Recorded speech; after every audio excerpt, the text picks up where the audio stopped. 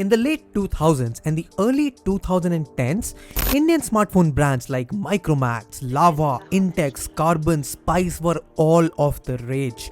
They were making smartphones, they were making feature phones, they were the most popular brands in India. But yet, in the last 7 to 10 years, these Indian smartphone companies have all but vanished in the smartphone market in the country. India is one of the largest phone market in the world after China and better than US, and yet there are barely any homogeneous Indian brands that come into the top smartphone makers in the country. So what happened? Companies like Intex, Lava, Micromax, which were popular in the early part of the decade, failed to make an impact and are all but vanished. So in this episode of What Went Wrong, we're going to take a look back and analyze why and how the Indian smartphone makers failed and were eradicated from the market. This video will be divided into 3 parts. Part 1 will take a look at the rise of the Indian smartphone brands. Part 2 will take a look at how and why these smartphone brands failed. And Part 3 will take a brief look at the future of the Indian smartphone brands. Before we begin, make sure you check out the other episodes in the series from the playlist in the description and the cards. And let's start with what went wrong, analyze the rise and fall of the Indian smartphone brands. Let's begin. The rise of the Indian smartphone brands can be traced all the way back to the late 2000s and the early 2010s, when the Indian smartphone market was still very young and very new. There were big brands like iPhone from Apple, Samsung phones, Nokia phones that were releasing smartphones in India, but those were priced very high, those were very expensive smartphones, and the Indian audience, primarily the majority of Indian audience that was buying smartphones, were looking for good quality phones within the range of 10,000 rupees, which at that moment was translated to around $100 to $150. The phones from Samsung, the phones from Apple, the phones from Nokia, from HTC and Google were all great phones, but they had one big problem that limited them to the majority of the Indian audience, was their price. They had great features, but if you bring out a phone with the best of the specs at around 25-30,000 plus, the audience would be very skeptical in buying it. And that is where the Indian smartphone makers like Micromax, Spice, Laba, Intex and Karbonn took the toll on the smartphone market and started to bring Android smartphones in the country. We have to understand that the early 2010s and the late 2000s were the period when the majority of Indian audiences were being introduced to the world of smartphones. They were buying their new smartphones, they were buying their first smartphone or the first Android phone, and what these companies did was they reached out to China, where there were original design manufacturers. These companies like Intel, Lava and Karbonn went out to China, they bought those mobile phones, they asked the designers and the opportunist phone makers to make phones from them of the certain specs and specifications, brought them back to India, snapped their logo on the phones, made a little or two or barely any software customizations and sold them to the Indian audience. These were the reason that these smartphone makers from Indian audience, without having their own production, without having their own research and development, without having their own software teams, could manage to sell such large smartphones at a profit margin of over 30%. The other big reason why these smartphone makers could rise so well in the years of 2008 to 2013 was because they focused majorly on the dual SIM variants of mobile phones.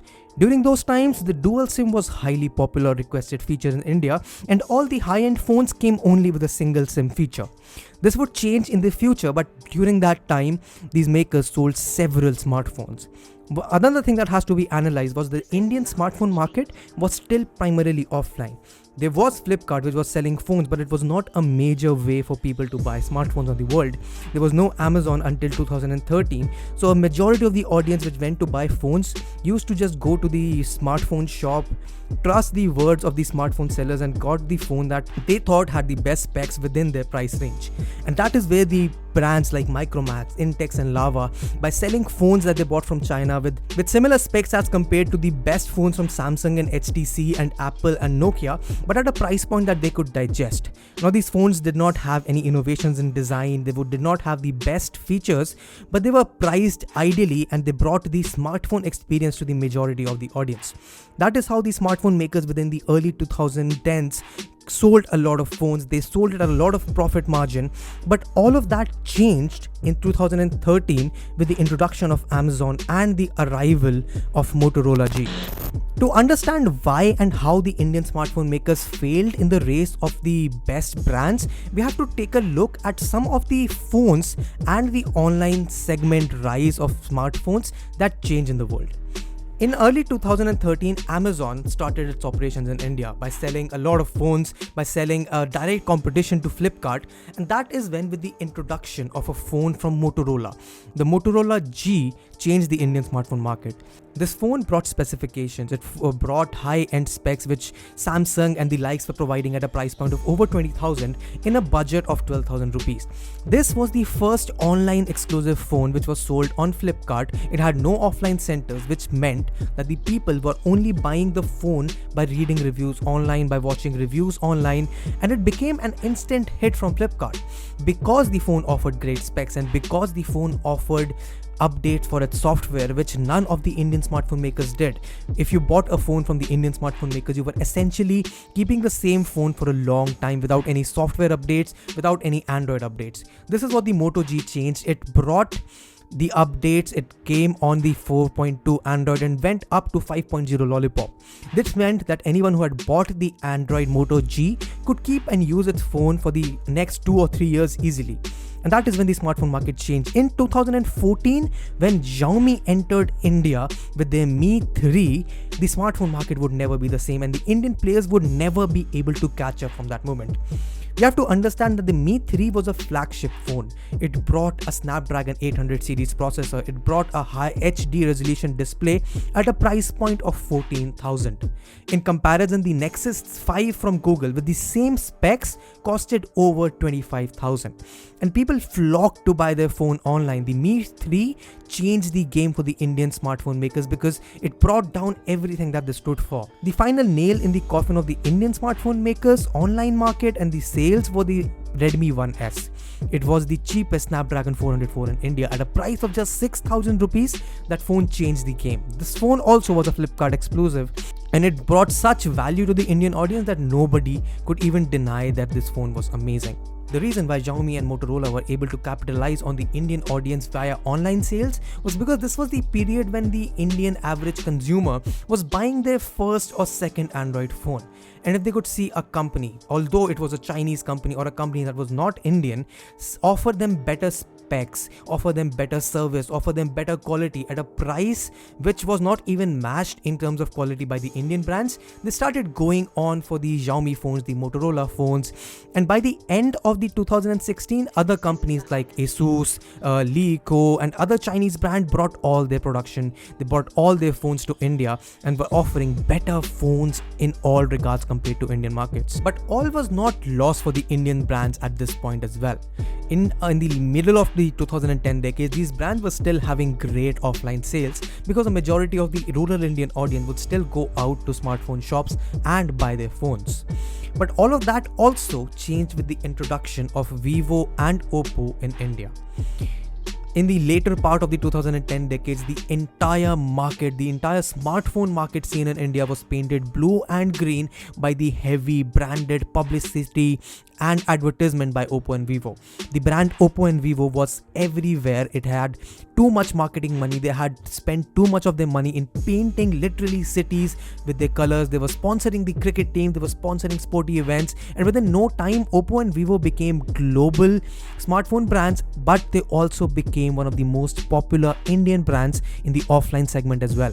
It was not that their phone were extremely good or anything, it was just the marketing that puts a hold in the minds of the average Indian consumer. If you see a brand every day throughout the day and on your TV, on your phone screens, in your real life, you are going to be attached, you're going to have some sort of a sentimental value for their brand. Also add to the fact that Oppo and Vivo would send more commissions to the distributors of smartphones, the offline retailers, when their phones were sold, strike the final nails in the coffin of the Indian smartphone brands.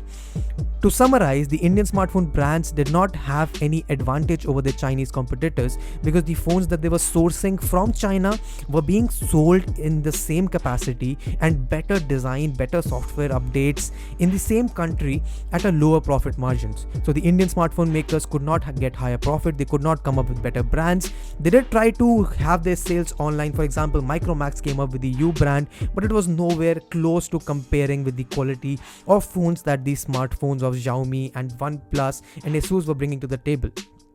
So ultimately, when they have no sales online, when the offline market was being eaten by Oppo and Vivo and other phones as well, the Indian smartphone makers had no clue how to catch up. Which brings us to the final chapter in this What Went Wrong episode as to what happens next to Indian smartphone brands. The reason that the Indian smartphone makers like Micromax, Lava, Intex, Karbonn failed was because they were unable to catch up to the very quickly, very fast moving Indian smartphone market. It is no doubt that India is a big company, there's still a big market for smartphones, but these companies which were relying heavily on their profit margins and having no research and development for their own were unable to catch up to the big money markets of the Chinese brands. Their phones were not good, their profit margins were receding, the people had lost trust in these brands because of their failed quality of products.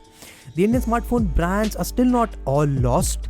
There is still a huge feature phone market in India, and these brands have resorted themselves to making feature phones which majority of the Indian rural population is still interested in buying. So they do have an offline market, but the online market in terms of smartphones and Android phones is all but lost to them. It is still not to say that they can never come back in the scene. If they make a good phone, there is still a big market that they have to consider, that they have to provide the right kind of after sales service, they have to provide the right kind of production, they have to provide the right kind and quality of software support, price, durability and other aspects that empower the entire smartphone consumption market in India today.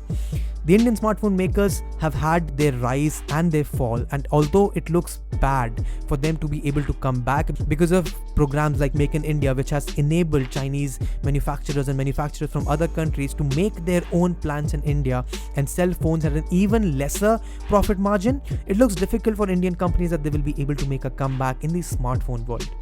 But you never know, the smartphone market in the world and India is an ever-changing scenario, and in the future, if they take the right steps, place their bets in the right corners, they might just win back and come back in the game. And that's it for this video. Thank you so much for watching this episode of What Went Wrong till the end. I come up with a new episode in the series every Tuesday at 8 p.m. There's a playlist in the description and the cards if you want to check more episodes out. Subscribe so that you do not miss out any other episodes, and I'll see you in the next one. Goodbye.